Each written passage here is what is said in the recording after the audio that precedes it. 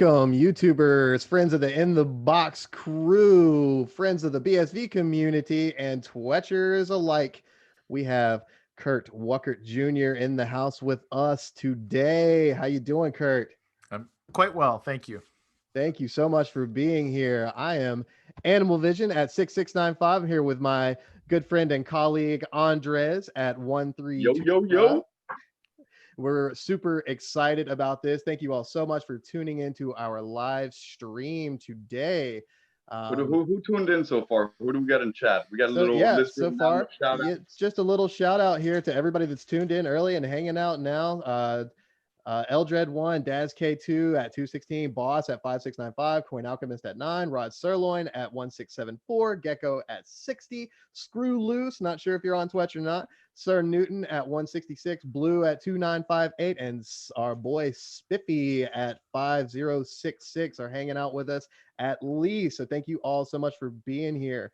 So let's just jump right. We got the VP here, and we got the first dog, Blue. That's right. We should start promoting that, right? First dog. Right. The first dog, yeah, absolutely. So Kurt, man, a lot of people are excited to hear from you. I know I'm one of those people. So let's go ahead and for anybody that doesn't know, why don't you just give us a quick background, man? What do you do and who are you? Man, I do a little of everything. I'm so in Bitcoin, I'm primarily a teacher. So I run CryptoTradersPro.com, which has a Twitter presence and a Facebook presence and a bunch of other stuff. So that's kind of my anchor. I also freelance for CoinGeek as a writer, and I do a lot of podcast appearances and stuff like that. But the way I see myself anyways is like, if people have questions about what Bitcoin is or what it's for or how to use it, I like to be the guy to answer those questions, because I think most people answer them wrong, and I think they answer them wrong on purpose. So I'm here to straighten some shit out. That's pretty spicy. That's a spicy meatball. And if anybody wants to contact you, reach out to you, where can they contact you at? All over the place. My favorite place to get reached out to is Twitch. I'm number 292. But you can find me at Kurt Wuckert Jr. like everywhere. I'm on Telegram and Keybase, Twitter. Shoot, I'm on Instagram. Everything is Kurt Wuckert Jr. So I'm easy to find. MySpace, America Online, whatever, right? yeah. Awesome. My Zanga might still be out there. I don't know. Got a little AOL Instant Messenger going on. Right. Yeah. You still have one of those CDs? We were talking about that with Trish. One of those CDs that you remember the free trial for like 3 days or whatever that is. Yeah. Like 8 hours on the internet. Right. Yes. Dialing up, huh? Yes, absolutely. Come quite a way since those days.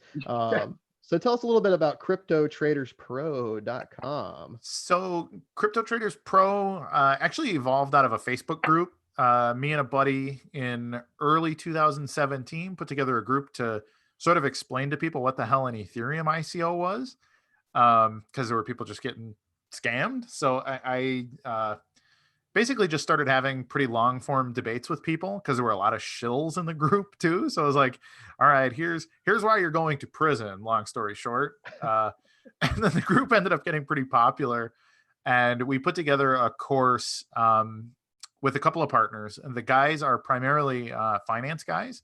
So they talk about like portfolio management, like, hey, if you're running a business that works primarily in Bitcoin or whatever, here's how to do your stuff properly.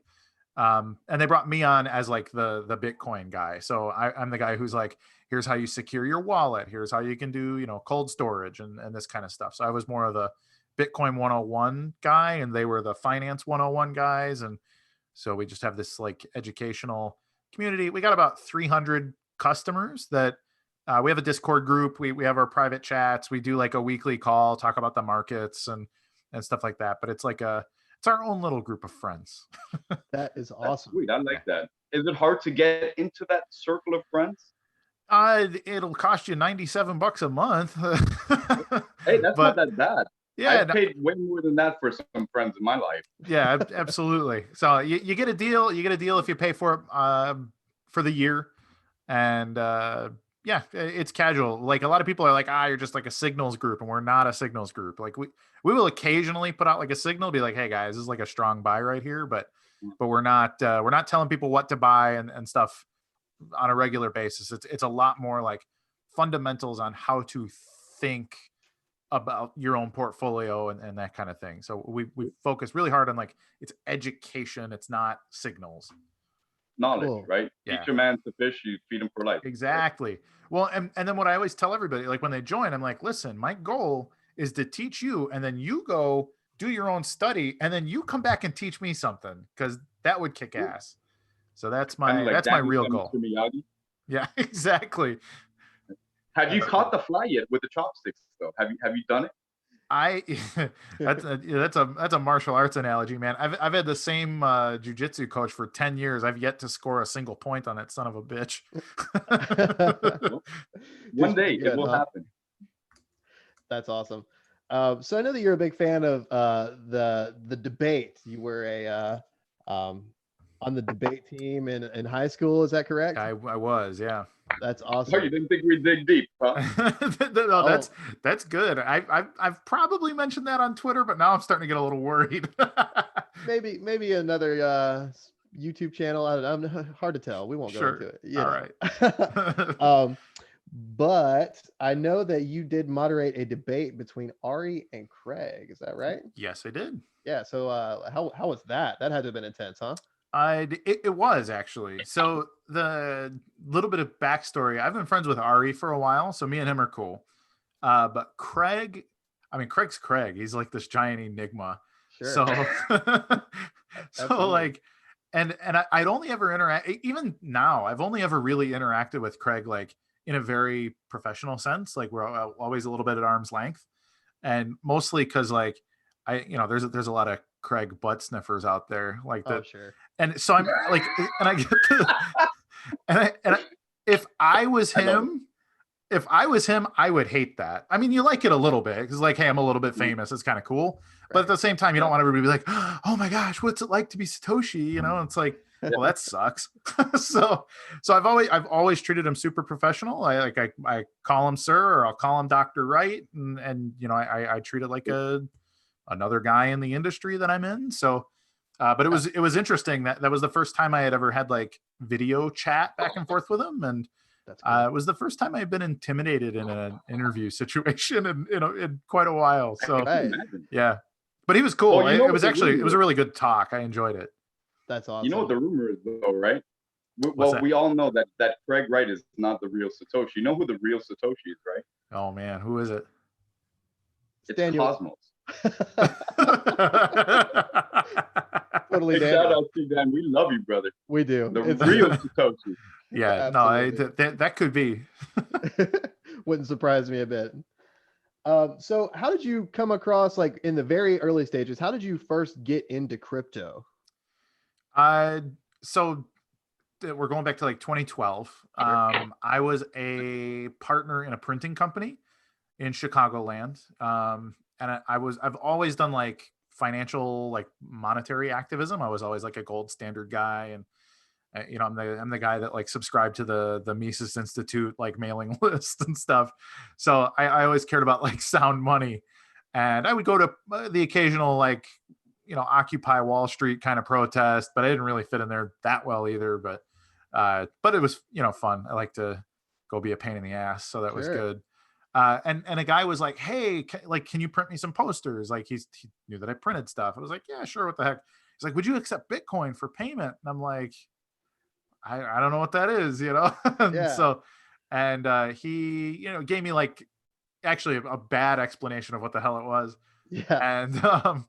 And I was like, yeah, sure. It was like $100 worth of work anyways. I was just kind of like, yeah, whatever. It's kind of a throwaway job, and pay me in your video game tokens or whatever. And now let me ask you a question in regards to that. Yeah. What was the difference of an experience between doing a transaction way back then for something like work? What were the differences in fees? Oh God. Was it more feasible back then? Sure, it was complicated. So back then, noise in the mainstream. I don't remember even what wallet I used back then. Like I remember I had like a blockchain.info wallet for a good while.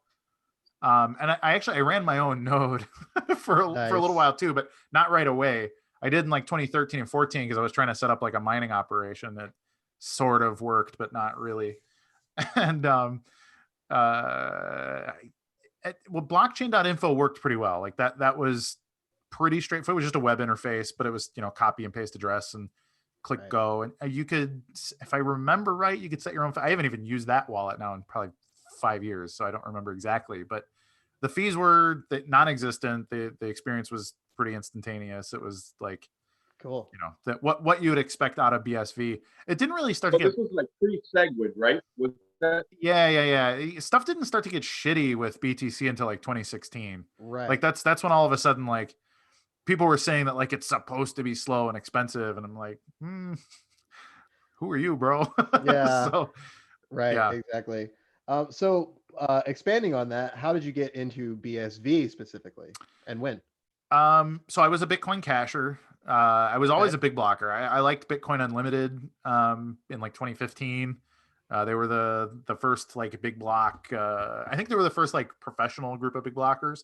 There was a couple other like Bitcoin XT and Bitcoin Classic and stuff, but I don't know that they were as serious of projects. But in 2017, so we were in the crypto traders group on Facebook, and that was the first. I remember when I heard that Bitcoin Cash was going to fork, and it only was announced like a month before it actually happened too. They're like, hey, we're gonna do a hard fork, and we're gonna have 8 megabyte blocks, and it was like, oh man, they're doing it. That's awesome. So I was like super excited about Bitcoin Cash before it even happened.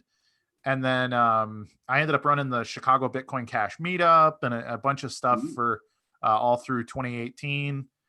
And then as soon as there was like an SV node announced, like as soon as like conversation started to break down in the Bitcoin Cash community, I was like, well, I like the idea of bigger blocks, and therefore like that's the direction that I'm sort of going to default to. And then but I was a little bit I wasn't like crazy, like, again, like I treat Craig professionally, and like, you know what, if he does a good job, cool, I will do business with that guy. But then when the deep reorganization protection and the checkpoints and all that stuff happened, like instantly I was like, oh, okay, you guys are cheaters, so I'm going to be on the other team. So, Okay. and then I've been hardcore BSV. I guess that was basically day one that all kind of started to break. So I was on the fence for like 12 hours or something. Didn't take long. Yeah. Awesome. Hey, Very cool. we have a couple people in the comments. There's a lot of good comments right there. Dookie Sure. Love, I got a couple from him. Our main man in the box says, I was in Kurt's Facebook groups before I was on Twitch. Kurt rocks. And then Cool. he's also asking, this is a spicy meatball. He's asking, is Kev Spam coming on? We Yeah. should drop Kev. we should drop him a DM link, right? Yeah, we'll drop him a Zoom. Not that link. he would join anyway, but whatever. Yeah, man, bring him in. I don't I know love if he's this. recovered from Spicy. coronavirus yet, but Right, exactly. Didn't he get that from Yeezy? yeah, Josh Columbus, right? sneezed on him when they were playing basketball. That's right. Yeah, I know you're not afraid of a debate. My So Coin Alchemist says, "Go off, King. go off, King. Go out, King." Yeah, a couple other questions here that are coming in chat. Screwloo says, and you opened up by calling it simplified verification payments, Kurt. Yes, I did. I fumbled it right out the gate. So, and I was like, after I was like, I should edit that. And Craig and Ari were like, no, leave it. That's great. Close Well, enough. then it was the same with Ari, because Ari's last name, I'd only ever seen it written. Mhm. So I introduced like, this is Dr. Craig Wright. And I'm like, and this is Ari. And I was like, is it Kooky? How do you say it? And he's like, no, it's Coochie. And I was like, oh man. Naturally. Oh, Right. Like this is we already actually, trouble. Off to to a be great start. honest, Mr. Wuckert, are we pronouncing that correctly? All Because there right. was a few Twitch Culture Daily episodes we felt we butcher a lot of names on there, and if we butchered your name, anybody, we're so sorry. We try our hardest. Give us a good pronunciation of your full name, sir. So I would normally say Wuckert, but Grandma in the fatherland would have said Wuckert would be the Ah, proper way to Wuckert. say it, I guess. But Wuckert. it's a German name, but Kurt, yeah, Kurt Wuckert. Awesome. Wuckert, yeah, Awesome. I like yeah, that. Wuckert, so Deutsch. good. Das Beste Wuckert. That's it. Wuckert, huh? So Awesome. You speak German? No, How not much of really. your family is German? My grandparents are. So my dad's parents were like Nazi stowaways, basically. Like, we got to get out of this country. So they landed here as not Nazis, but during World War II. So it was, rough Well, there was a situation. big influx. Oh There's a yeah, lot of theories that some of the biggest names, if you look at, and I know it's everything mainstream, and they always give you a little bit, but have you ever watched that show Hunting Hitler? I feel like I've seen an episode or two. Yeah. There is so many. I know I'm big into going down rabbit holes and stuff like that. In South America, if you've noticed, a lot of people in South America, whether it's Chile or Argentina, whatever the case, there's a lot of blonde hair, blue-eyed people that speak perfect German, but they also speak Spanish as well. And there's a lot of German towns in South America. Yeah. Literally replicated, like it looks like you're in Germany, but you're actually in Argentina. Oh, I didn't know that. Like, make it look like Bavaria and stuff. Yes. Interesting. 100%. That's where I'm from. You couldn't from Bayern. Oh, okay. And yeah, so I've always followed history, and my father's Cuban, so I got Hitler and Castro. I got like the worst of both worlds. So I've done research on both those figures. Yeah. Guys, thank God I came out red pilled. My father is the staunchest conservative. That's super funny. Cool guy. That's awesome. And he's red pilled me since day one. But yeah, do some history on that. It's pretty exciting, actually. Yeah. Very cool. So who can you attest to actually getting you onboarded to Twitch? How did you find out about Twitch, and who can you give a little credit to for that? Oh man, I should have pre-planned that. I don't even remember. We don't let you pre-plan stuff. That's how we work. I remember. So I've kind of always been like a fan of a lot of the guys who are like the early group of people. I always thought like Coin Yeezy was funny, and Randy, and like I always just kind of liked their social media presence. I think Coin Alchemist and some of the other guys, and actually I was like semi okay friends with Kevin Pham for a little bit too. As soon as he switched over to BSV, I interviewed him like the week he like told everybody he wasn't a BTC guy anymore. But I wish there was a person that I could credit, but I don't remember. But literally the founders I've just kind of ended up becoming friends with, and you know, and I'm not like super early. Like I'm 292, so I wasn't exactly the first. Pretty early. 3-digit baller over here, the modest guy. I love the modesty of Wuckert Jr. Yeah. What sauber. So, you know, with Twitch, and I know that, you know, you're active on Twitter and obviously a lot of other social media platforms as well. So have you experienced any kind of, do you have any experience with being, you know, censored or shadow banned or anything like that, talking about Bitcoin or crypto? I mean, do you have any kind of, or just feel like you've been shadow banned? Sometimes you put out a fire post and you say, what is going on here? Yeah, I'm pretty sure I've been shadow banned. Like I see that. I've been blocked by all of the small blockers for years at this point, because like I like to debate. Like that's my medium. Like I really believe in, you know, going at it, like know what you believe and why, and fight about it. So all the Twitter people, they've all blocked me a long time ago. I've been banned. I'm definitely banned from our Bitcoin. The Reddit Bitcoin? Yeah. That's going back. That's going back a few years now. Somehow I've been able to stick it out at RBTC, which is the Bitcoin Cash subreddit. But I'm not sure. I don't know. I'm trying to think of like the most high profile. I've debated with Greg Maxwell like on Reddit, so that's fun. Okay, that sounds awesome. So you still got the fire from high school? Oh, he's a fighter, man. I would love to see if we could surface some of those old high school debate videos. I'm sure you got some there on VHS or something, right? Shoot, I might. I don't even know. That's if you come across them, I'm gonna need to see that. I'll have to rip them to digital if I can find something. We're trying to be a $1 billion meme company by 2022. So exactly. I think that would help us in our valuation. Yeah, no, that's a conservative roadmap. I think you can do it. I can see that. So you had a pretty sweet prediction on the halvening yesterday. I believe it was 213.99 you predicted. I did, yes. Yeah, so you definitely nailed that. So kudos to you for that. Thank you. Yeah, I kind of like and granted I'm pretty good at technical analysis, or as much as you can Watch be. out, River. Watch out. $97. You can join my homeboy Kurt Wuckert. Right, Look at man. Exactly. So I spitballed it. I was like, like I don't want to go with a round number, so I'm gonna make it $213.99, and then I was watching it live. I was like, oh my god, it's gonna happen. Oh, you nailed So, it. Yeah, Totally nailed it. It was funny. All right, well, yes, that was awesome. since We were you can, laughing about that. You're freaking cool. yeah. If you're not definitely. following Kurt Wuckert on LinkedIn, Instagram, MySpace, Facebook, Instagram, Twitch, BitSV, and whatever, Urban, you're whatever. doing it wrong. You need to be following Everywhere. him right now. Absolutely. So since you're a little bit of a Bitcoin psychic, as it turns out, what's your predictions for the future of BSV, Twitch, the MetaNet? Where do you see this all going? Oh man. Well, first we got to get to $1,200, and then we can negotiate for the rest. Right. What's the big deal with $1,200? Fill us in on that. So okay, it's actually I've seen that a lot. It's a few things. So I don't know how many people know this, but this is something that River reminded me of. We had so River and I both do technical analysis, and we both have paid groups that are kind of about trading. So both worth it. Both of them worth it. Yeah, no, she's great too. Like we're competitors, but we're friends. I love River. So we had her come on our weekly call maybe 2 months ago, something like that.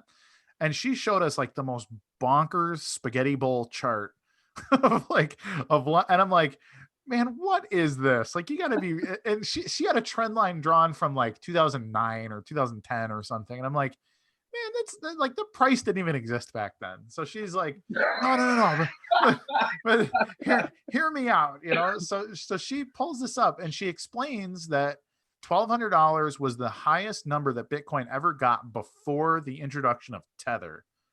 And I was like, okay, that's interesting. So that was 2014's peak, I think, if I remember properly. And so then she drew a trend line through it, and like pitchforks and Elliott waves and all kinds of stuff. She's like, that's why. That's like the magnetic number, which is, in trading, it's all about impulse, right? You're trying to predict human psychology and behavior based on graphing it out. And she's just got this like hyper magnetic spot at $1,200, which I think is where Craig came up with that number too. And I thought when Craig said it, I was actually, I disagreed with him kind of publicly and was like, no, it doesn't make a lick of sense. But, right. But after River explained it to me, I was like, oh, okay, I get I at least understand the logic and can see why you could make like an educated guess as to that being a number. So will we She's get there? really good at explaining things and putting it Oh, she terms. is. So Satoshi couldn't sell you, but River sold you on the $1,200 theory. Well, Craig doesn't sell you. Craig tells you what reality is and just makes you agree with it, and then walks out of the room. River's the salesperson, right? Well, yeah, she's great. Well, she wants to explain why, because to her, like that's her value, right? Like if Craig gets to just show up, mic drop everybody and walk off the stage, and then the room's all looking at each other like, the fuck did we just watch? Right. And so it gives the opportunity to people to be like, okay, here's what we think he meant, and it does actually make sense. But to get back to your question, where is this all going?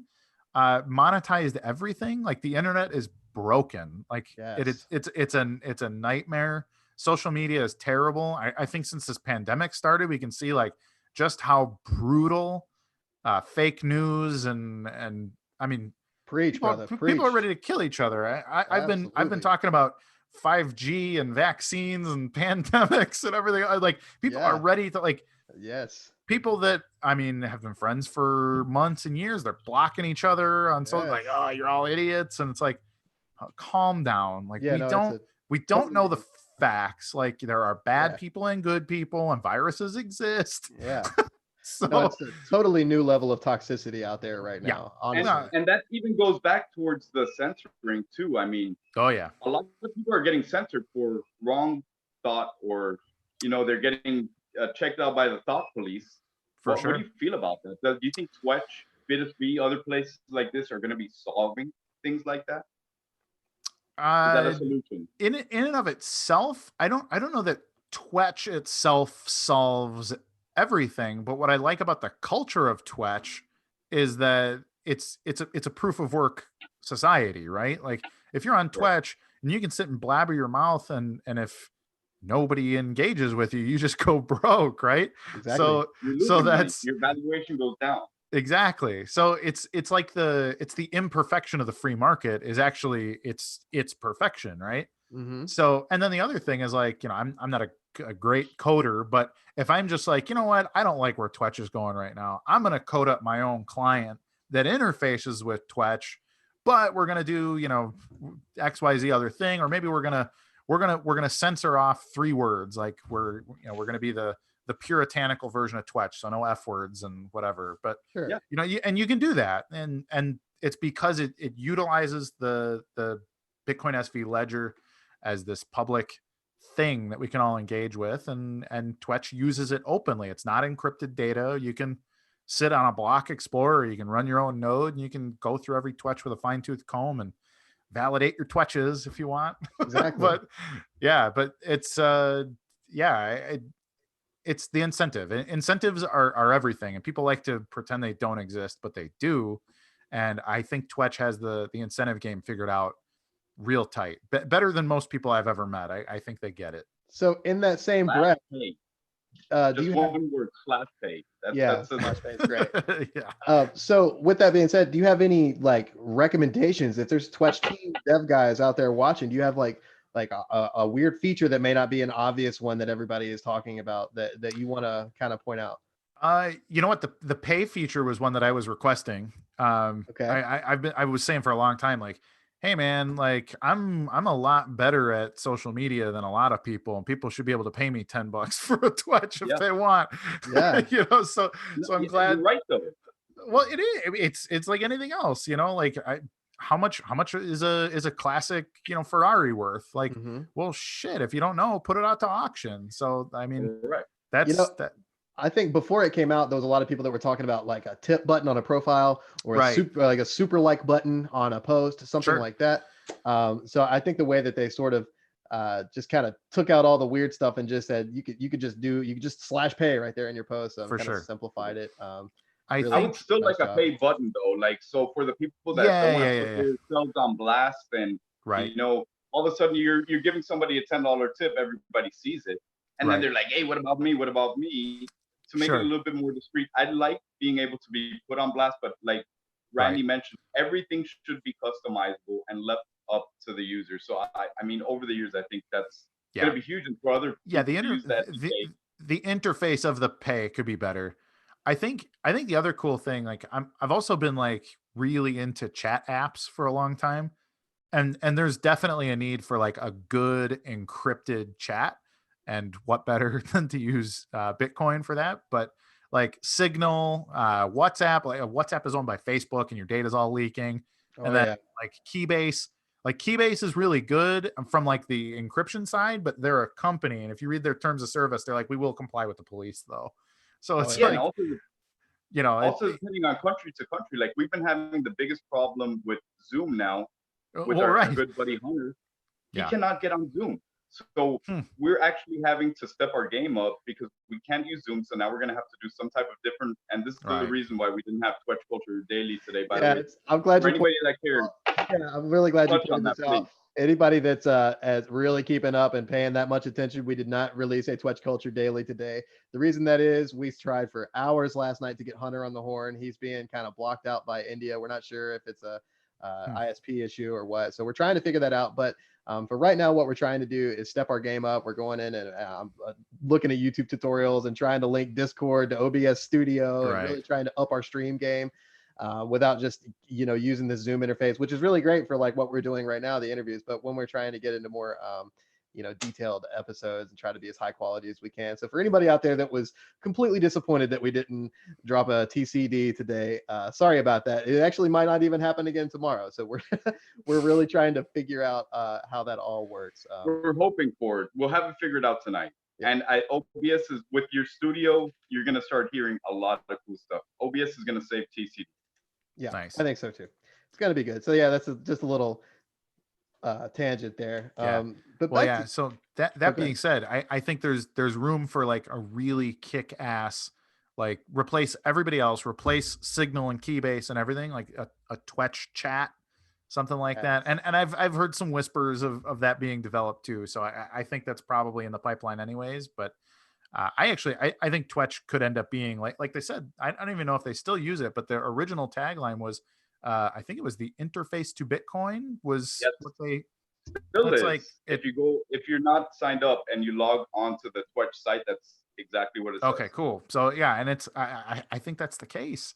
Like how do I want to search for my transactions or send a video or send an email or Yes. so and any of these things, it makes sense to do them in the place where you use. It's like that's your dashboard to the blockchain. And they've made it that I don't have to feel like I'm, you know, I don't have to be Mr. Techie guy. Like I log into Twitch, I say something stupid, I upload a meme or whatever, I'll check it 3 times a day. But in theory, you could have it be the dashboard for it. You could have like Twitch professional and have it be for, work groups and stuff like that too. A couple. It's endless. There's a couple really great All different comments. flavors. Yeah, exactly. A couple really great comments right now coming in chat. Vigard Wickabee says also maybe pay attaches to the payload, being Twetch, that could include a link to an encrypted file on Bitcoin files. But when paid, it gets unencrypted and available in the dash of the user forever. That's a really great idea. Is that Vigor from Twitch? He's on Twitch. He's an Yes, old that's him. school. Yeah. He's an Oh, old yeah. school big blocker. Oh, sweet. I'm a big fan. Right. He puts Exactly. out some great Twitches. That's a great example of Twitch of using Twitch the right way. Mhm. Yeah. Agreed. And Peter V at U8247 says, Kurt, what projects are you working on in BSV at the moment? So Try to poke and prod at you a little bit. yeah, You know?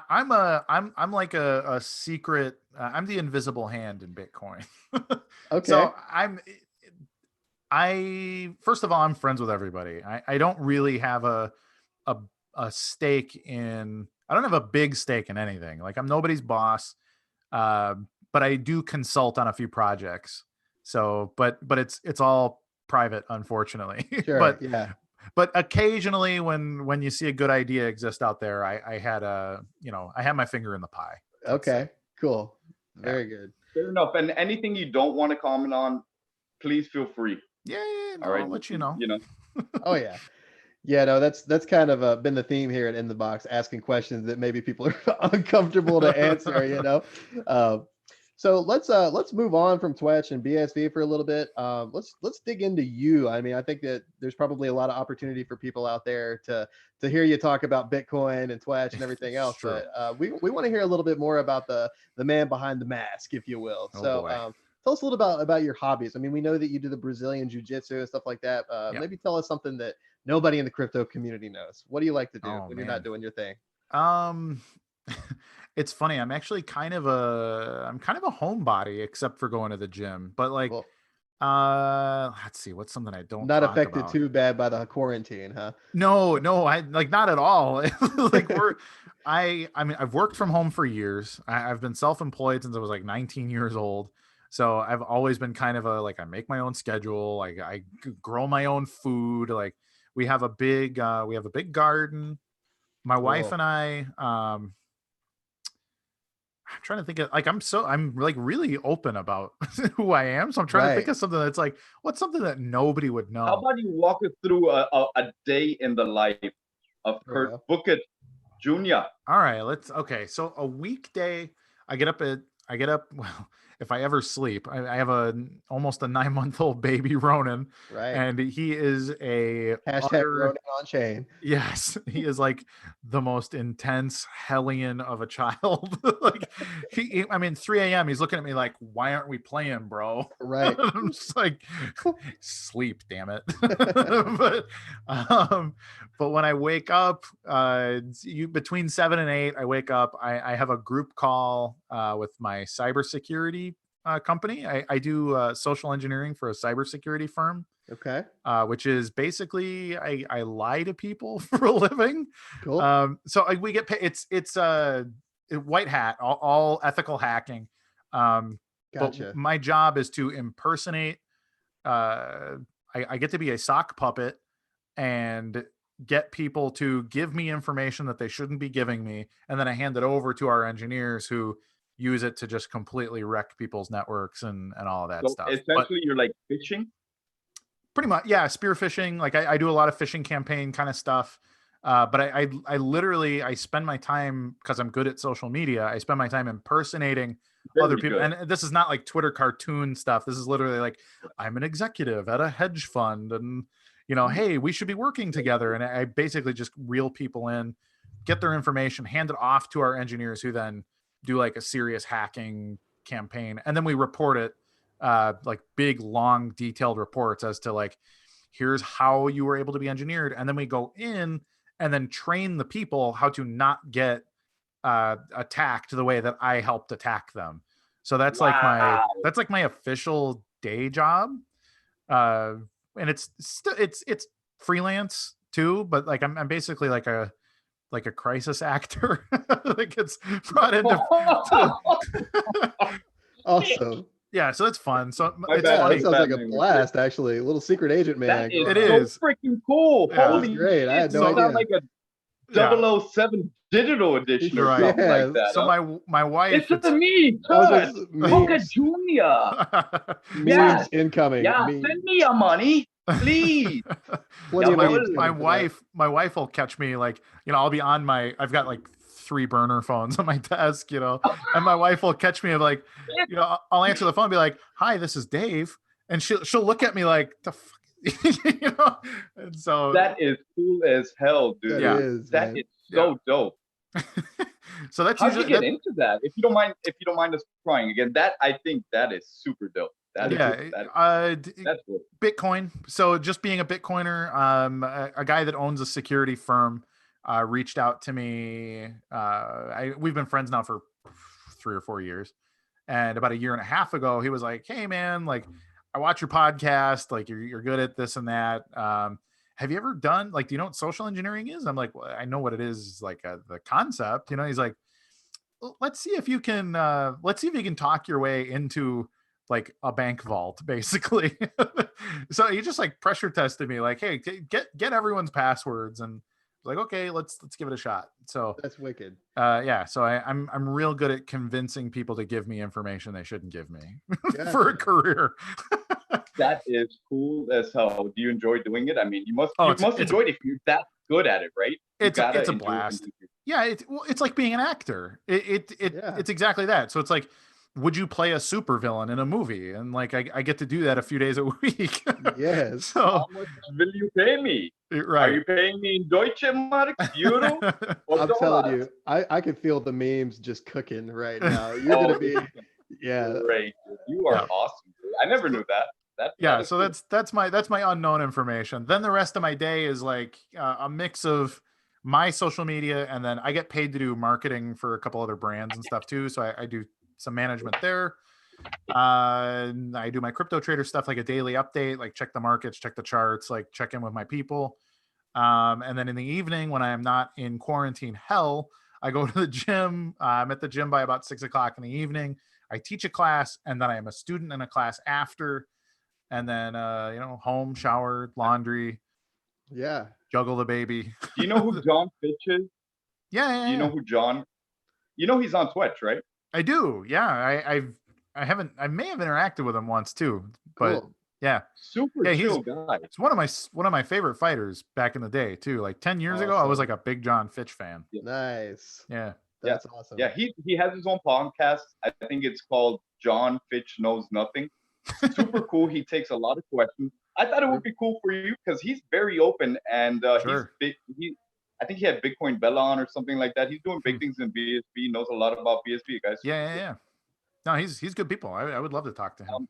So Brazilian Jiu-Jitsu, is it like Gracie? What So tell us more yes. about that. I think that So- I love MMA, by the way. It's like a disambiguation, right?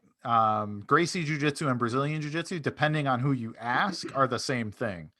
But if you ask the Gracies, hey, do you teach Brazilian Jiu-Jitsu? They'll say, no, we teach a Gracie Jiu-Jitsu. It's different. For Brazil, they steal everything from us.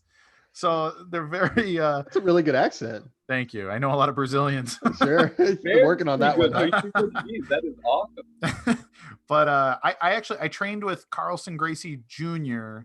For the first 4 years I was a student. This is going back to like 2012. No, earlier. 2010. Yeah, 2010 I started jujitsu. Before that I did like Kempo karate. I thought I was going to be like Karate Kid.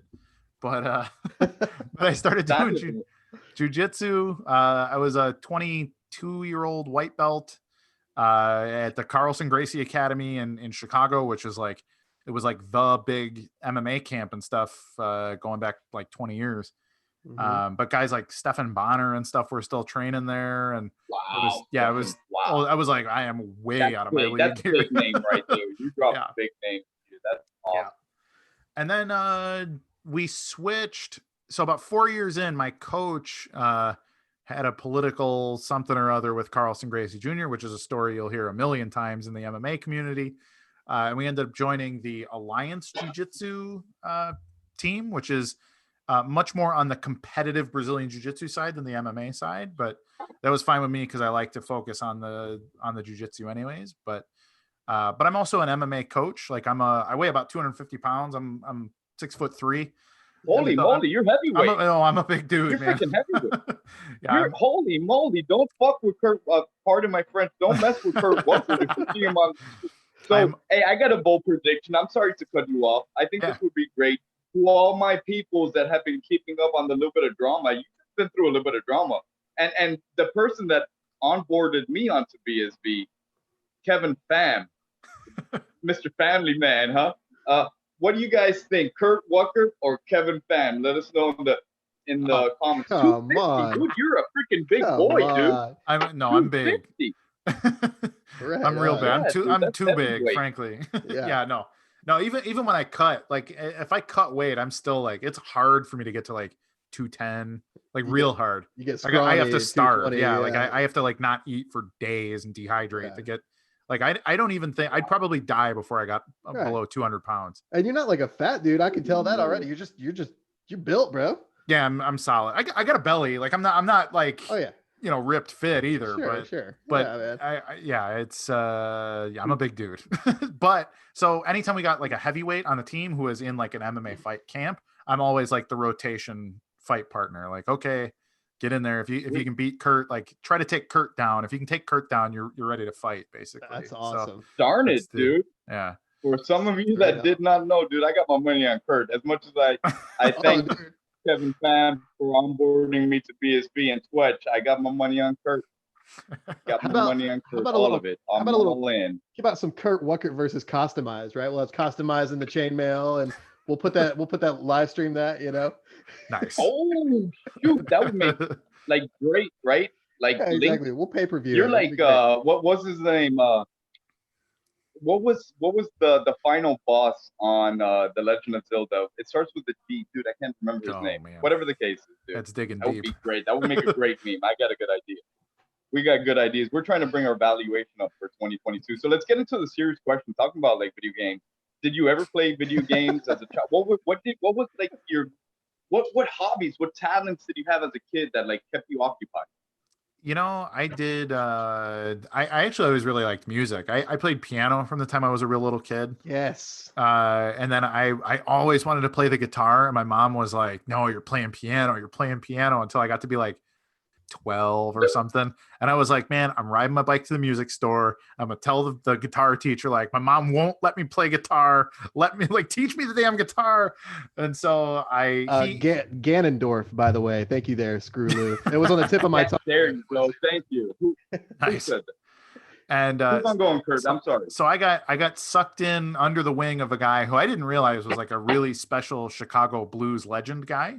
I had no idea. I was 12, and he was like, yeah, I'm gonna teach you, man. This is cool. So I got to learn basically how to be a blues guitar player from a guy named Dr. Eddie McClellan. Sweet. Who was like, if any legend, if BB King came through to Chicago, Ed, my teacher, would be the guy that got pulled in, like the local studio musician guy, to play backup up on stage. So he was like famous dude. He died gosh, probably 15 years ago now.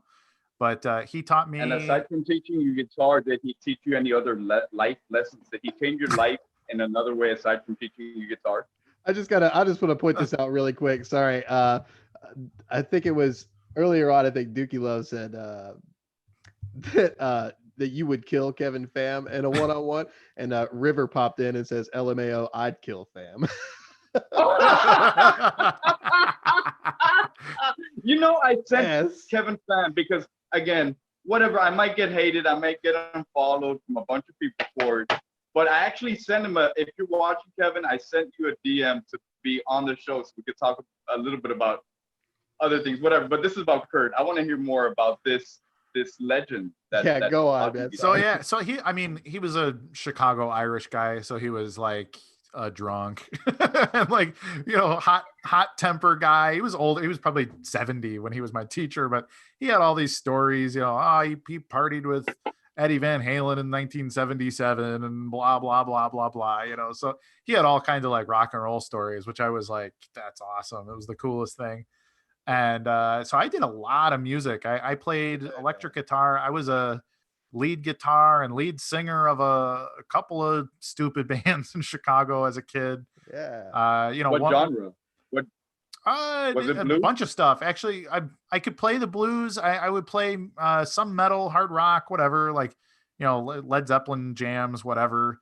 Your basic grunge rock. I could play any, speaking my language, bro. Alice in Chains songs or whatever. But nice. I ended up playing a lot of acoustic guitar because it was like, hey, this works better at parties. And like gets you laid easier, right? Absolutely right. Like, I'm gonna play 9 Cat Stevens songs in a row. Yeah. So so I did a lot of music. I was a music guy for like a lot of high school, and I played video games too, but I wasn't ever real big into it. Like I had a Super Nintendo and I had an N64. So what about yeah, go ahead. Favorite game? I always like shooter games. So I like GoldenEye on Nintendo 64. It's probably like the best thing ever. I'm telling you, 007 memes are coming hard, dude. You are the real life 007. Looking forward to it. I can feel it. So on the subject of music, what about nowadays when you're not doing your crypto analyst and killing it on social media? What are you listening to? Not a lot of new stuff. I mean, there's not a lot of good rock and roll in my opinion. Yeah, man. So, I might put on, actually, just a lot of classics. I like old metal. Yes. So, like Diamond Head or Megadeth, Sweet. that kind of stuff. Cool. I like British heavy metal and stuff, like nice. Motorhead. Dio, yeah, Dio's great. Like Dio's a meme. So yeah. Whatever. Metallica and Pantera, the radio metal and stuff too. Like it's just kind of whatever. But I like even hardcore rap and stuff. I'll listen to Kanye. I like Run the Jewels and that kind of thing. So yeah. That is awesome, man. So we figured out you're a bona fide badass. Pretty much is where we're at this point, right? I mean, you're ultra. We're gonna put you in our Revenge of the Nerds meme, but I think that's out now, dude. We'll probably put him as a jock. How about that? Yeah, dude. You just got to switch from nerd to jock. The metal, like the metalhead, like jock. Spiff said, "Kurt fucks with Ministry." I'll bet. I like Ministry. All right, right on. So obviously. You've accomplished a ton, man. You've been a part of a ton of different things. You're a Brazilian Jiu-Jitsu master. You got married. You're married. You got a cool kid, man. So what's your bucket list, man? What's next? Ooh, that's a good one. That is a good one, man. I'd like to travel more. I've been to a couple spots in Europe, but it's always been for work. So I stop in. I'm like, hey, cool. I'll have like a cool lunch, and then I've got to go back to work. So it's like I'd like to really take like a 2-week or a 3-week trip to a bunch of different spots. So I've never been to Asia. I've never been to Australia. I've never been to South America. I've been to England and Ireland and Spain and Italy, but they've always been kind of brief and whatever. I did take a week in Italy with my wife in 2018. And that was great. I was like, wow, vacations. But it's something I've never done. Like I've been in business. I mentioned since I was 19 is when I got into business the first time. And it's like, now I'm 34 and it's like, what have I taken a weekend off ever? So it's, a little bit of relaxation on my bucket list. Yeah. You just need to lay low and get your chill on. That sounds like what's next for you, huh? A little early retirement, maybe. Yeah, maybe. Yeah. Right on, man. Right on. I mean, I think we got Masume in the chat. We got a bunch of people in the chat. Chat is blowing Did you want to take a few moments and read some of it all? Yeah. Well, one other thing. Spiff here says Kurt Wuckert, top 3 movies. Go. Ooh, Fight Club. Oh my God, that's my favorite movie. We're bros now forever. Nice. My favorite movie. Let's see what else. 2001: A Space Odyssey. And who is this guy? Where have you been all my life, Kurt? I'm 250 pounds of muscle aside from a little gut. Dude. An American History X. Let's go there. Ooh, great movie too. Great movie. Great story. Great ending. Yeah. About change. Great. Well, and the direction. You want to throw in one? I could watch that movie on mute. It's the whole thing. It's it's intense, man. Yeah. Do you want to throw in one extra? Throw in a little memorable, honorable mention. I mean, I like stupid bro comedies, so like Wedding Crashers or whatever would be. Step Brothers. Whatever. Totally, yeah. We got a couple more here in the chat. Trisha says, haha, Animal said Fight Club last night. It's so true, man. I was just talking about Fight Club. That's funny. Giannis, I'm gonna butcher this name. Perhaps Giannis Graumanis says, what kind of service will you monetize using Bitcoin when you are ready? Interesting. Well, like I said, I do work with some like the projects people know. I participate a little bit. I'm not the code monkey guy, but I'm I play around. But you put your input, right? You give your I give a little. I give your brain is valuable enough that you don't have to code, where you can give your input and say, "Damn, that's good." I like to think so. So like my real, like I'm a marketing professional when it really comes down to it. Like I like to teach. I do marketing. I do graphic design, stuff like that. So I've helped people with logos and branding and how to get your word out. And so I've always, I've had a couple of conversations with a few people like, hey, if you want like explainer videos or that kind of thing, like even I'll help with scripting. Even if you don't like hear my voice on a video, I might've been the guy who wrote it. And then I CoinGeek gives me money to give my opinions on articles and stuff too. So I write the most long-winded CoinGeek articles. But yeah, so there's definitely some transactions with my name on them, but they're in a little bit of a different way than some of the others that you've written that are your favorite, that you want to say, if this is a really good article, start with this one, and it'll keep them going into more articles. I forget the titles of them, but I really like. I have 2 that I wrote that have a lot of like Bible analogies in them, because I think like I'm a big believer in fate. And I think Bitcoin and capitalism are like, they're the same thing in my opinion. So like proof of work, capitalism, free markets. It's kind of an evolved version. Exactly. Look what happened with the halvening.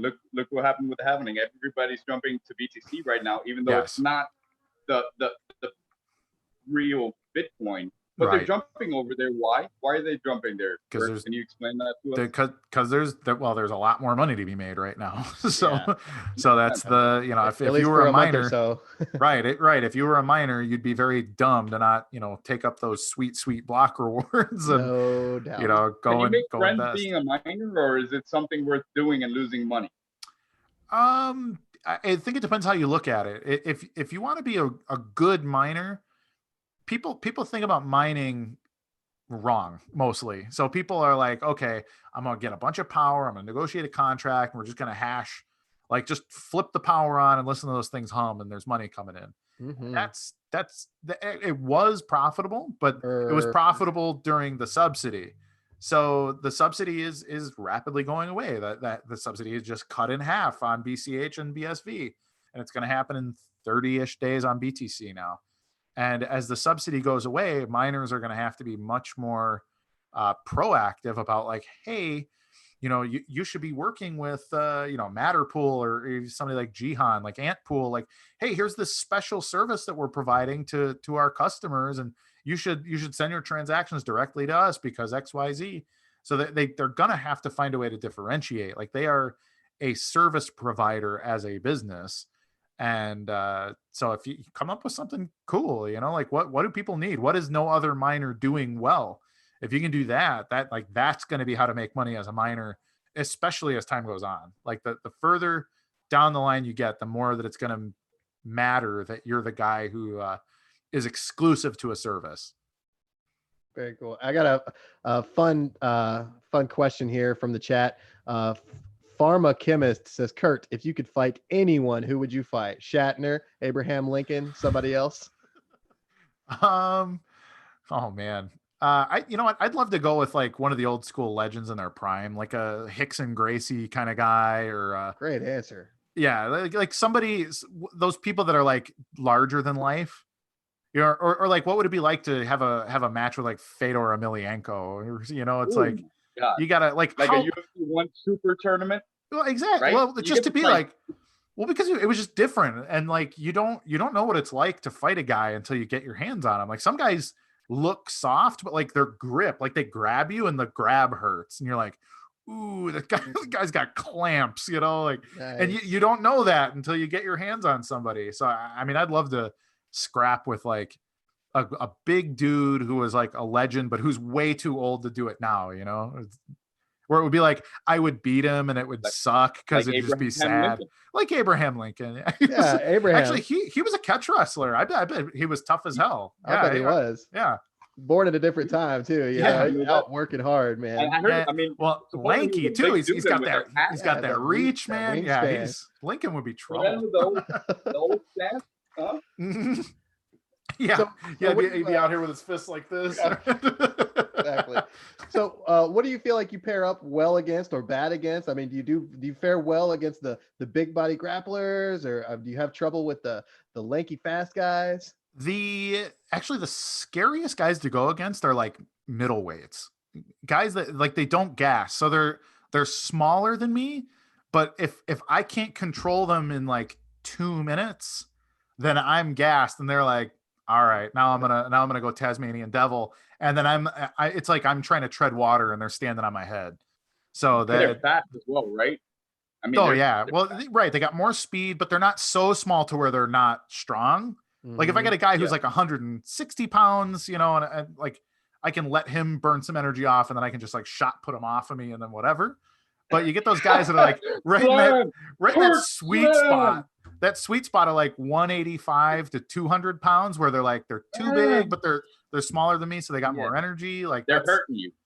Yeah, that's the real problem. Or what people don't understand about jiu-jitsu is like it's so much more in here, to where you can go against a guy who's like a 4th or 5th degree black belt, and they might be 55 years old, not look like much. Yeah, but they're just matter. They're so tight that they don't ever make a mistake. Right. And they just wait for me to, so I'll think I'm going to win. And then all of a sudden they're just like, they caught me. And I'm like, I didn't see it at all. It's like, stepping on a bear trap out in the woods. They have like well, I'm dead. 100, right? Yeah, no, absolutely. It's so like non-linear to the point where I'm just lost. And I've been doing it for 10 years now. And it's like, oh, I didn't even know that was possible. So where are you? Terrifying. So where are you at? I am So in Brazilian Jiu-Jitsu, there's 4 basic. So you can be a white belt forever, right? Then you got your blue is like your next step up. Most people quit at blue, and then you've got purple, which is basically you're essentially a black belt that needs to work on their timing, and then you got brown belts who are, in my opinion, like the most scary, because they're reckless enough to still cause a bunch of trouble, but they know so much jujitsu. And then black belt. But most people, like, unless you get your black belt really young because you're some kind of crazy savant athlete, you don't see a lot of younger Israel Adesanya. Right. So I am a purple belt, but I've been a purple belt for like 3 years now. If it wasn't for this quarantine, I was actually up to like be promoted to brown belt, which would be a huge step up. But How cool is that tradition? Do they surprise you with it? Do you know it's coming? it depends. So we do it a little different because we're a big competition school. So the guys that are like in competitive tournament, you really have to be up to snuff on like if they promote you, you can't go get your ass kicked at the next tournament. That makes sense. Yeah. So, but if you're one of the guys, you know, if you're like an older guy or you're more of a hobbyist, then it's much more like, They'll throw hey, it to you. end Right. of class, like here's your belt. Like you earned Wow, the that's- shit out of this. That But must be a good feeling. oh, it's incredible because like jujitsu is proof of work too. Like in a lot Totally. of different, you know, taekwondo and karate and stuff. It's like, he's been here for 6 months. Let's throw some stripes on him or something, you know. And in jujitsu, man, like I've been every belt for at least 3 years. So I mean, That's imagine being a white belt for 3 years, and I was Right. training 5-6 days a week. I would put And then the you work go in, you know? blue. Yeah, It makes and then I was- sense that a lot of blue belts quit because after 3 years, dude, you do another 3 years of fucking blue. exactly. Wait, like, And damn, I'm just blue.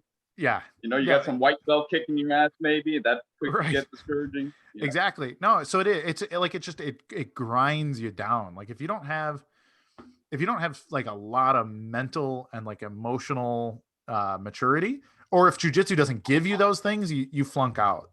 So the funniest thing is athletes. I love when athletes show up or like we get military veterans and stuff who are just like, oh, you know, I've done combatives training and blah blah blah blah blah, and it's like, all right, man, just, you know, but don't talk about it. We'll just come train, you know. And they get beat up, and then you see it in their ego. Like, man, I have literally been in a combat situation. I just had like, you know, this guy who's 30 pounds less than me just put a total clinic on me in front of everybody, and then like they flunk So out you're because they talking can't. about dude 280 pounds. If Well, you're, right. I'm thinking you're referring to yourself. So you're 250, a dude coming in 280, and you're putting him on the floor, having Oh him yeah, tap out. no problem. Yeah. Somebody without training is worthless in a jujitsu scenario. Like it really is. It's night and day. Like there really isn't anything that translates to it. Like maybe a really good wrestler, and I'm talking like college. Like there was serious Yeah. competitive NCAA wrestler would be a handful, but they probably wouldn't win in a submission grappling fight against anyone that's a purple belt or up. So How's like your striking game? they'll manhandle blue belts and frustrate them, but a purple belt should be able to basically deal with anybody that isn't like a professional fighter. So Cool. yeah, How's got a your couple, striking game, bro? Yeah, good question. I'm okay. I mean I'm good. I have really tight hips, so I'm not a great kickboxer, but I'm good at low kicks. I do like sweeping kicks. I like to kick people's ankles out. But Nice. my hands are good. I'm a decent boxer, but I'm certainly not. Nobody's gonna be, wow, Kurt should be my boxing coach or anything like that. But I'm good. I know how to You're box. a modest guy. You're a modest guy. I wouldn't be surprised Yes, if you you're can a tell. sick-ass He'll whoop striker. your ass. You know it. Those sweeping strikes. I mean, that was my favorite move in Mortal Kombat 1. So you're like my Sub-Zero right now, dude. Yeah, get that Nice. little back down kick, you know, all over and Right. over. Right. Just a couple of cool questions coming from chat. Screw loose here. What are your thoughts on 21E8? Hmm, Uh, magic. I think it's so it's complicated because it's so damn simple. Sure. And people don't like when you explain it, people are like, so why do you do this then? It's basically you're looking for like beauty and patterns, right? Mhm. So 21E8 started a couple of years ago when there was a Bitcoin hash that was mined that had like, I don't even remember now, it was like 20 leading zeros. Yeah, a ton of zeros. Yeah. Yeah, and then the number 21E8, which anybody that knows what E8 is, it's the unified theory of everything. It's Yep. wave particle physics and the kind of stuff that when you listen to math people talk about it, it's kind of like listening to people debate religion. Yeah. But like, what is everything made out of? Well, Like a bunch of sacred particles. geometry stuff. Exactly. So Yeah. it's complicated, but what 21E8, the project, is about is basically what can you apply proof of work to after the fact, and can you mine magic numbers or like a significant thing, something that's important because it's important, like art, right? To where it's subjectively important, and then can you Right. apply that value to other things and extrapolate it out to like even Craig when when Craig was asked about boost, which is sort of like 21E8, and he was just like, no, God, that's stupid. And I think he just, I don't think it was explained to him right, because I think he would appreciate it with a couple scotches down his throat. But Sure. I think it's rumored that he has about 6 a day or something like that. 5 a day. I think I read it somewhere. he, you know what? You guys let me know in chat if I'm wrong or right. But I've read it somewhere. I forgot where. He's probably look it up. So he's Australian and he lives in London. Yeah. Nice. Anybody that's ever spent some what do you expect, huh? spent some time with any of the Commonwealth folk. They're very professional during business hours, and they put them away as soon as the sun goes down. Right on. So, man, I really love the way that you compared that the 21E8 kind of being art, you know, being an art form. That's one of the best explanations of that I've ever heard. So I really appreciate that, man. That was awesome. Sure. Speaking of the real Satoshi, he kind of came up with a similar project, Boost Pow. What do you think about Boost Pow and Satoshi's project that he's working on there? I love you, Cosmos. I'm sorry. I think it's no, that's absolutely like Daniel's one of my heroes. He's one of like, there's probably like 7 or 8 people whose opinion that I really, really desire to get about Bitcoin when I'm confused about something, and Daniel's one of those guys. So he's great. But I think that Boost is like an application of the principle. Like 21E8 is like lower level, and then Boost is more like a commercial application of the idea. Right. And so I think Boost is brilliant personally. Yeah, you know, we actually had Cosmos and Coin Alchemist together, and they put on an absolute clinic for us about this exact subject. So it was so good. Yeah, no, those are the right guys to explain it. Yeah, they killed it. We have, well, that's a good way of putting it, because they were going back and forth. ASIC, GPU, no. ASIC, GPU, no. So commercial application versus lower level is a good way to say it, because obviously using Boost Power, you attain higher difficulties, but with 21E8, you could achieve the same difficulty just using a different method. But again, not everybody can, or it's harder to gain access to an ASIC miner when you have a GPU in your computer. So you could mine magic numbers using your GPU, as opposed to you would have to go out of your way, if you're new to this, to buy an ASIC miner if you're not mining to mine Boost Power. Is that correct?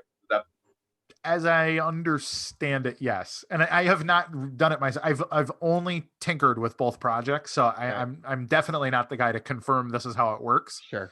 But the high level, like the principal stuff, is where I'm very comfortable. And I think the best example of like Boost is like, think about well, you're a music guy, so think about getting a man, I don't know, like Jimmy Page signed a vinyl record, right? Or like a first edition. So you get like, let's say it's Led Zeppelin 1, their debut album. It's a first cut on vinyl, and it's signed by Jimmy Page. Well, how much is that worth, and why? Well, it could be worth $1 million, right? Right. It's sure. But if you break it down to like molecularly, what the hell is it? Like, well, it's not actually. It's a $8 record, right? Right. It's hypothetical completely. Yeah. Exactly. But because of what it went through. Yes. And the timing of it, and who's held it, and like you get all this like really like religious gravitas to that item, and I think that's what Boost is all about. Is like, you know, how much money are we willing to burn basically to say that this thing is important? And it's the same thing, because like Jimmy Page's reputation is just proof of work. Right. It was because, you know what? I'm just gonna fucking be Jimmy Page. That's it. And you're gonna sign it, and you're gonna have an uncut. So it's not even money burned; it's amount of energy spent, right? Exactly. Using the miner to gain the difficult. So it's. I think if I can remember correctly, and I try to watch it just so I could learn, because again, me and Dookie and Hunter, they were on crypto Twitter forever. Hunter will tell you he's been there since the split. Yeah. But me and Animal, we really kind of got onto it on Twitch, and how we got into this. We want to meet people like yourself that are going to educate. I mean, this is like you said, you educate. So we really hope that people watching are learning something about this. So the amount of energy spent with ASICs could be like a commercial type thing. So you reach out to a service of people that are mining with the ASIC for that proof of work, as opposed to taking your desktop and mining magic numbers, which is great as well. So it could be used in two different types of applications. Sure. I don't know if I'm making sense, because again, Well, it does. It's just like anything else. This. It's like, what's the value of a McDonald's cheeseburger versus one that you make at home, right? Well, if Madonna gave you one of them, it would be worth more than another. Exactly. Right. So it's, and what has more value to you? Like, obviously worldwide, I wish I was an investor in McDonald's 30 years ago. Yeah. But my burger's still better than I make at home because I use premium beef and a homemade bun and blah, blah, blah, So it's like, well, which one's better? It's like a Ferrari versus a Toyota. Like, well, I don't know, if I got open roads and no laws, I want the Ferrari, but if I have to commute to work in the city, then I want the Toyota. Yeah. Right. So it all depends on now, does it make sense that you'd be able to rent out the Toyota by contacting a miner that is mining boost power proof of work and rent out mining power? I don't know. Again, I'm just trying to understand this. Like I'd have to think about it myself, honestly. I don't know. Yeah, I mean, if there's value, there's ways to make that value more valuable. So I don't know, invent it, Andres. Make it happen. And yes, that would be really cool. And I love picking brains and the conversations that we have. We have so many questions, and me and Animal, we try to write everything down. And Animal writes most of it down. Yeah, I just cracked the whip, Nice. But so do you think big things are coming for things like Boost POW and 21E8 that are putting proof of work after? Oh, I do. I've also I also had a really long conversation with Jimmy Odom about a month ago on a similar idea, on a way to put more like weight into other similar things. Like, like if you can create value by just putting work into something, or if it has artistic value just because, then how many other things can you extrapolate that out to? So I'm not gonna give away what the idea was, because technically it was his idea. So sure. I'll let him run with it. But I don't want to. Yeah. So I was just gonna say, I don't want to keep ignoring. I've got a ton of really cool questions for you piling up in chat. I'm just let's do them. Let's burn through them. We're gonna blow through a few of them. Going back to the Jimmy Page thing, do you play guitar for your baby, and what kind of songs? A little bit, yeah. Like he's he doesn't focus real well yet, so for me, I just something simple, like simple standards. I like actually I would play him a Led Zeppelin song if yeah, but like I play him my acoustic. I'm not jamming out a whole lot of love or anything to the kid, but yeah, Andres is more of a ramble on kind of guy, as you can tell. Yeah. Just simple stuff you can sing to. So like, Jim Croce or Cat Stevens, stuff with a melody, like get them bobbing. Yeah, that's awesome. And another one here, this is going to be a little bit deeper. We did a live stream yesterday, 2 days ago, something like that. And during the live stream, we went and we started to research this ANNE thing, the ANNE. Yeah. Do you know anything about that and movie Mensa? A little bit. So I'm, and we actually went through the article. I was reading for like 15 minutes straight, and it just kept coming. And I tried to process it all, and I think I have a sort of decent grasp on it. But I'd love to hear your kind of layman's terms explanation of that. So I've been friends with Dale Dickens for a good while. Dale is is it The Wild Card or That Wild Card or whatever on Twitter. She's one of the ones talking about it all the time. She's loved this project since the first time it ever got mentioned. And the guy designing it is Mr. Scatman.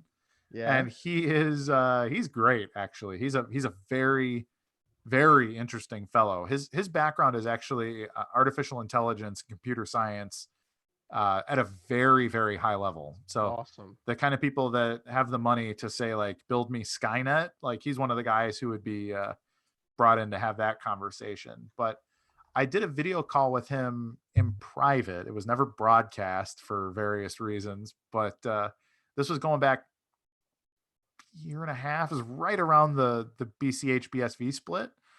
And he started to explain ANNE to me. And like, think Skynet, but not the bad guy, right? So Exactly. and Bitcoin's kind of the same thing. Like Bitcoin is an artificial intelligence in a lot of ways. It's just not like a general AI. Like it's not gonna become self-aware and like learn to Yeah. love or that kind of thing. But Yeah, exactly. but but it is an artificial intelligence. Like it takes things that actually exist and it applies logic to them and puts them in the right place. And Anne is sort of an abstraction of that, as I understand it. Right. What the movie Mensa is about is just one. It's sort of like Boost Pow is to 21E8. So movie Mensa is an example of what is AI. Well, if you take the collective opinions of everybody and apply it to anything out there, and movies are an easy one because people have big opinions about movies and actors and everything else, you can get down to like a really granular understanding of what makes a great movie. Like would a movie like A Beautiful Mind have been different if it wasn't Russell Crowe in the lead role? Well, objectively, if you have enough computing power, you could figure out exactly who would have been better for the role. If you have enough data, you can have Anne decide how to make the perfect movie, at least in theory. Oh wow. Yeah. And so AI is sort of a simulation of real knowledge. And I think that's where it's going. I would need to audit my thoughts because I know Anne has recently started pushing transactions out on chain too. So I should probably hook up with him and see if it's changed even since the last time we spoke. But And it's sort of like creating your own sort of analytics. Like instead of Facebook harvesting it for you, you would be able to control like the kind of Correct. content that you want recommended Yes. to you. Not ads per se, but content. Yes. Well, and it can become your personal assistant that is essentially you. Right. So you're cloning all of your own desires into a supercomputer essentially. Right. It's it's sort of processing what you Have you like. ever seen that episode of Black Mirror? Yes, I literally, You've seen it, as right? I was So saying it, I that's just Anne, pictured. essentially. That Yeah. sounds torturous. I think right? I think it's less evil, but Yeah. yes. Right? That's really cool. Yeah, thanks for your explanation on that. I think that was a really great way of Yeah, putting dude, that. I think Kurt has broken down so many things, even to me. I don't know about you, but that just made it so easy to understand. You're a master at Absolutely. that. No wonder you're good at taking people's money and turning it over back to them. Well, you're That obviously is a so good awesome. teacher. You've Thank done a you, really great job Digital of 007. Yeah. I mean, just being able to put things into the common man's terms, and this is ultra technical stuff that we're talking about here. So you definitely got that teacher in you. You've done a little of that, I can tell. A little bit. Now, I know Yeah. we talked about this a little bit earlier between just Animal and myself with you, but have we taken you a little bit out of your comfort zone today? I don't really have a comfort zone. I was about to say I didn't think feel it's- that. I didn't feel that at all. You've been straight up comfortable the whole time. Yeah, I think I love it. it's good Either to, that or it's a poker face. This guy's an actor, okay? He's a killer. Well, man. You gotta remember that. Yeah. Now, you know what? I've always had this philosophy. Like, if you're gonna learn to swim, like just jump right in the deep end. Yeah, Because like man. you can futz around and bounce off the bottom forever and pretend that you can swim. But this is why I like debate team and this is why I like to throw me in with anybody, because if somebody can beat me or somebody can actually make me like stick, like that's when I learn. I'm actually not great at everything. I pick the party I'm going to go to and I rule it. But Yeah, man. but you gotta push those boundaries too. But That may be a reason that you got into jiu-jitsu, because you don't only want to be able to debate somebody on the stage. You want to be able to debate somebody in a cage. 100%. It's exactly why I went to do it. Because so I come from this will be another personal You're just thing. a competitor, dude. I am. I all through and come from through. I come from a really weird family. Like my parents are very difficult. My mother is a very difficult person. And so she was always like, she'd like to push my buttons and be like, you're really good at arguing, or you think you're so smart, et cetera, et cetera. But I think, so she always used to act like I was just not that tough, and I was like, all right, yeah, you know, and so the Work. competitor in me, it was like, yeah, I'm just gonna go find the most vicious MMA school I can find, and I'm just gonna join and whatever. And now I teach there, so it's I like, love it, man. That's That amazing. is even that's crazy. So you're just conquering. When are you gonna go climb Mount Everest? Dude? Is that on your bucket list? that, you know what, I don't know. Like that would be, I need to, I need to pick a new thing pretty soon because yeah. You pretty much won I all the think it things was that you even picked like earlier in life, if huh? there's such thing as past lives, if that does exist, it sounds like Kurt was like Genghis Khan or something like that. Yeah, dude, he's a Alexander the conqueror. Great, the conqueror of all things. Huh? That's right. That's Absolutely. possible. I So am loving this. Dude. Kurt, I'm man, so we're glad that this happened. oh yeah, this has been absolutely epic, man. We're going on club pushing an hour and a half with you. We did not want to take up your entire night, man. So I just got a couple more quick things for you, man. We'll Yeah. try to wrap this thing up. Let's do it. So one of the questions we like to ask everybody, if you had $1 billion right now, how would your life be different? Assuming that you don't, you bad man. You Right. I would remodel the Bat Cave. yes, exactly. Honestly, it wouldn't be that different. I very purposely live small. I've got a small ranch house that I live in. I drive an 8-year-old Volkswagen. Like I really don't care about stuff like at all. Like a couple things, like I've got, I have the things that I need for sure. But I don't do any fancy. I don't have any like designer clothes or any of that kind of stuff. So, man, if I had $1 billion, like, I guess I would probably travel a little more. But I would just do more work. I'd probably start 5 or 6 big dumb businesses and Just go right back to whatever. work. Pretty much, yeah. I would upgrade all my computers and stuff, I guess. But a lot of it would turn 100%. into charity. Like there's a lot of other stuff that I care about. If I had that much liquid money, I don't know, name a couple stadiums after myself or something. There you but go. I don't know. That's a great answer, man. Really good.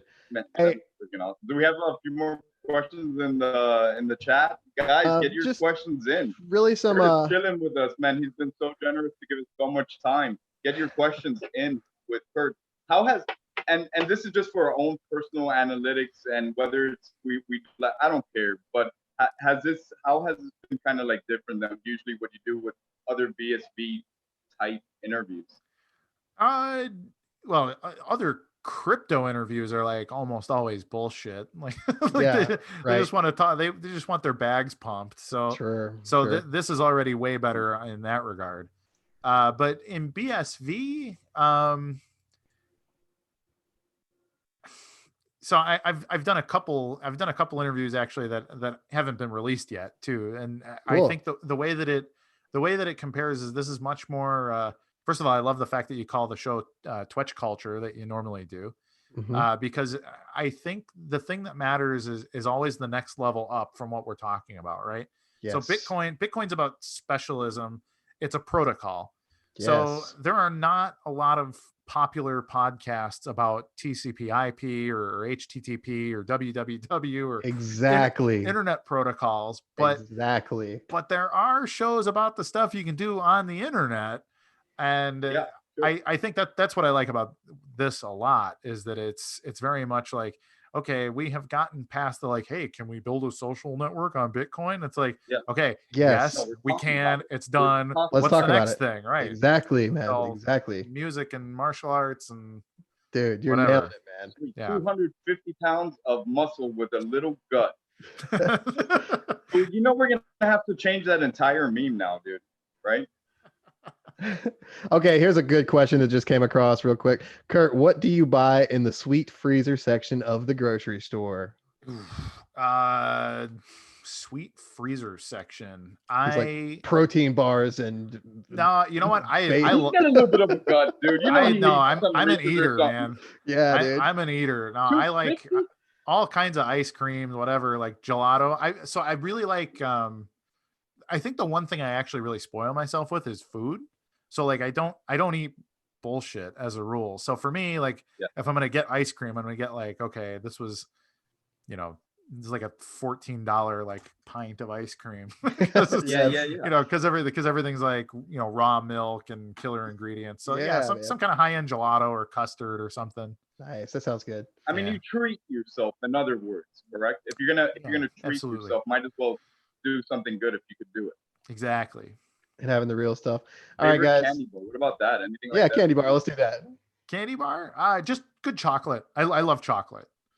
So Okay. if I were to European if or I was at American? like a gas station, I would get a Kit Kat or a Reese's. But yeah, I prefer like German chocolates and stuff, like hazelnut, good stuff. Yeah. All right. How do you like? Chocolate. How do you cook your steaks, man? You look like a medium rare guy to me. It depends on the cut, but rare or medium rare. Attaboy. Absolutely. Yeah, I can tell you're a red-blooded meat eater kind of guy. Who asked that? Who asked that? I did. That wasn't even in the chat. That's straight from the noggin here. That's all that is. Mac Mix says coconut ice cream. And you know what? I like coconut. That's Coconut stuff is. I don't know if I've probably had coconut ice cream, but yeah, coconut's great. Like a almond joy kind of guy. You know, I'm about that life. Yeah. When you don't cook at home with the fam, right? What is like the place that you enjoy going to eat out at or something? Oh, he's a Chili's man. They can see it in his eyes. No, you know what? I don't like Chili's. I used Awesome. to work. I used to work at TGI Fridays. Okay. So I was a bartender. I was a bartender for like two and a half fellow years. bartender. Yeah. Nice. So I actually like, you know, just medium cheap food. Like I like I would go to TGI Fridays and I would get like 3 or 4 appetizers between 3 people. And we'll just split appetizers, and that would be the kind of meal I would do. Kind of like tapas style, huh? Exactly right. I create my own tapas Friday at TGI Fridays. Right. Absolutely. You've been hanging out with the Brazilians too much, Yeah, man. no, that's for sure.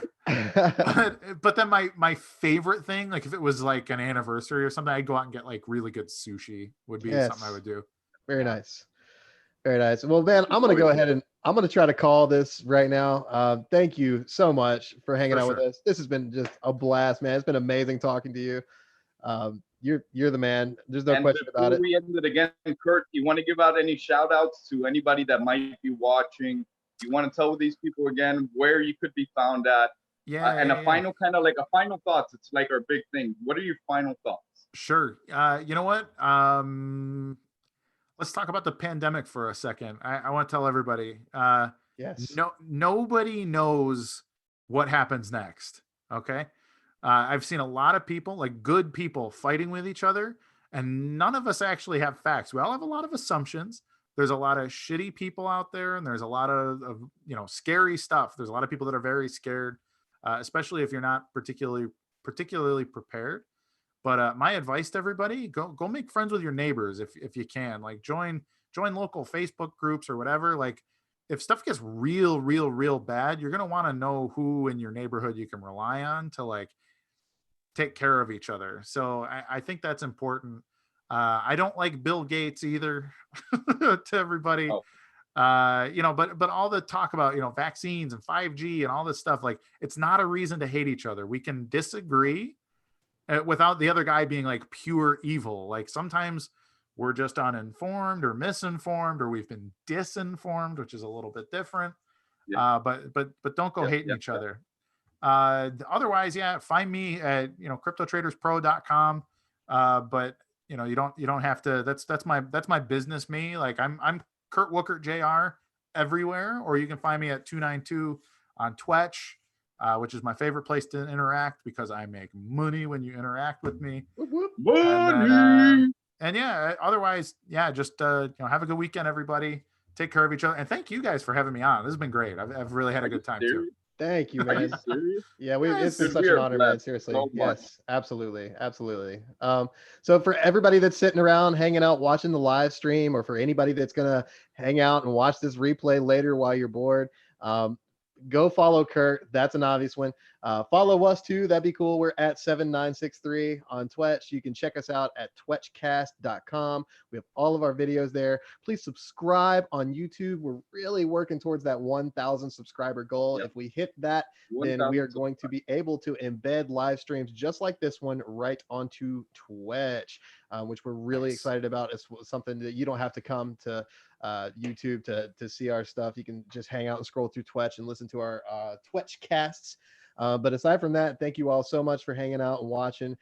Kurt, man, thank you. This has been an absolute I love blessing. the tie, for by us. the way, Gage. Thank You're you, looking man. good, brother. Thank you, man. I had to put on the top for Kurt, man. You know what I'm saying? Oh, I know. You told me. Yeah, I was giving him a little shit earlier. Respect you a Like, lot, Kurt. We better really take a do. shower, dude. You're Come on, man. Really good guy. Yeah, Sure. Thanks, I guys. agree, man. So thanks, everybody. We'll catch you next time. Peace. Peace.